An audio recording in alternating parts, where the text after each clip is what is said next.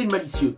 J'avais une question à vous poser. Est-ce que vous connaissez la feinte? Les vraies feintes. Et quand je te parle de douille, je te parle pas du vendeur berbère qui essaie de te vendre un tapis fond d'un marché bien blédard avec un nombre à 4 chiffres au lieu de 1 dirham. Non, là je vous parle de vrais mastermind en fait. Approchez mes petites malices. Aujourd'hui, vous allez voir 10 des plus grands bluffs de l'histoire en fait. On va remonter loin dans le temps, très loin en fait. À l'époque des nudistes. À l'époque des Grecs. Bah en vrai c'est la même hein. C'est quoi cette image douteuse sérieux là? Ah gars, c'est la seule illustration qu'on a hein. Vas-y, ce premier coup de bluff prend place après un siège interminable en fait.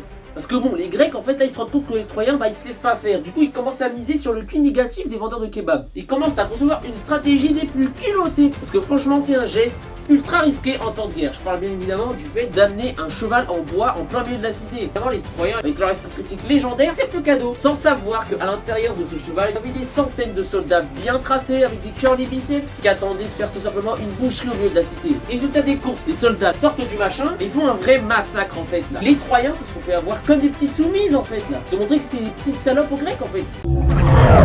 Le deuxième coup de bluff a également lieu au milieu d'une guerre. Et là, pas des moindres, ça a lieu à Gaugamel. Sauf que là, on suit Alexandre le Grand en fait, qui décide de feinter une retraite face aux Perses, menée par Darius III en fait. Ce coup de bluff, pourquoi il est mythique? Parce que le bouc joue clairement sur le Darius III bien frauduleux, qui décide d'attaquer, précipiter vers l'armée d'Alexandre le Grand, ce qui est une grave erreur, puisqu'ils se font littéralement retamer en fait. C'est coup mais d'une puissance. Alexandre le Grand, après, a bien savouré sa victoire.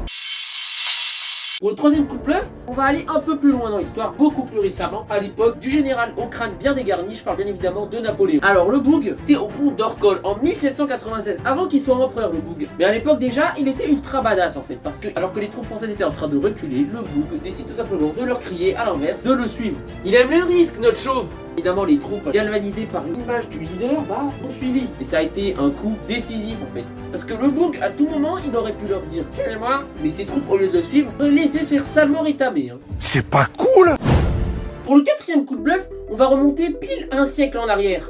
En 1925, à l'époque, un homme du nom de Victor Lustig se lève un matin et se dit tiens, si je faisais croire que je vais vendre la tour Eiffel, 2 fois en plus, hein. Petit gourmand. Alors du coup, qu'est-ce qu'il fait? Il part en repérage et décide de repérer un type qui lui semble avoir un QI négatif du nom de Poisson, qui est un ferrailleur ambitieux. Il fait croire qu'il peut vendre la tour Eiffel. Poisson ne se doute de rien. Pour lui, c'est clairement l'occasion d'obtenir de la moula, des prostituées, bref, le succès. Sauf que non. Victor Lustig, il encaisse son chèque et il dépop. Et il brise l'ego de Victor Lustig, qui se rend compte que c'est tout simplement un attardé. Qui a tellement honte en plus qu'il décide de pas porter plainte à la police. Vous avez vu le génie du feinteur un peu? Du coup, qu'est-ce qu'il fait? Il va décider de le faire une deuxième fois. Sauf que cette fois-là, le deuxième gars va pas se laisser cook, hein. Victor Lustig va réussir à s'échapper de justesse à la police, hein. C'est un serpent insaisissable le Boug. Dans la cinquième feinte, on va aller en plein milieu de la Seconde Guerre mondiale, alors que les Alliés sont en train de se faire cook en fait, littéralement. On est en 1943 et qu'est-ce qu'ils décident de faire? Ils prennent un cadavre, le font s'échouer sur l'Espagne, avec des faux papiers administratifs qui font croire que le débarquement des Alliés aura lieu. On connaît pas le nom du coin, mais c'était clairement pas en Normandie. Bref, du coup, ils trollent les nazis. Et qu'est-ce qu'ils font les nazis? Ils déplacent leurs troupes, voilà, ils font une petite manip. Et qu'est-ce qui se passe après? Ils se font salement buter par les Alliés en fait, hein. Fallait être plus smart les gens. Et en plus, c'est pas la seule feinte qu'ils ont fait ces petits filous. En 1944, soit un an plus tard, ils trollent encore les nazis cette fois en leur faisant croire une attaque de l'armée à Calais. Tout ça principalement avec des ballons gonflables. Du coup, les nazis se sont fait troll par des tanks boulimiques. On va où comme ça? Petite pause pour amener un peu de fraîcheur dans le décor, hein. Parce qu'on étouffe un peu là, mine de rien.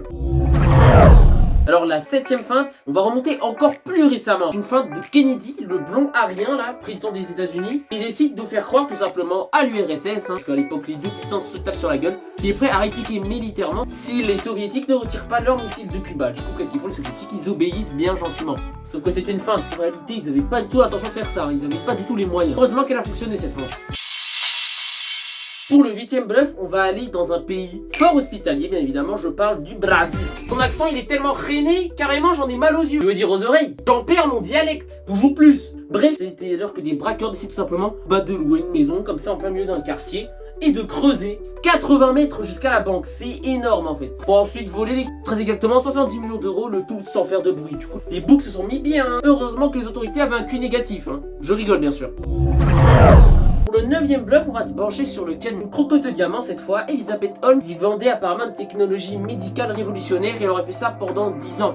Dans sa douille, elle a séduit des médecins, des investisseurs et même des politiques, hein. Pour vous dire à quel point elle pesait dans le game. Dirigeait une entreprise du nom de Theranos. Ça a également mis en danger des milliers de patients, plus des milliards de dollars. Évidemment, au bout d'un moment, les gens se sont rendus compte qu'elle les prenait pour des attardés, donc c'est de dire qu'elle a pris le tarif.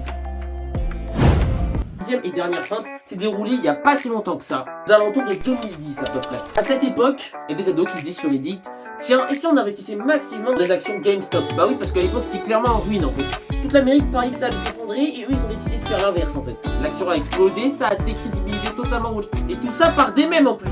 Quel viol! Bref les gens, c'est tout pour ce top 10 des pires feinteurs de l'histoire. N'hésitez pas à me dire en commentaire lequel de ces bluffs vous a le plus retourné le cerveau bien évidemment. Bref les gens, portez-vous bien et d'ici là, moi je vous dis à la prochaine.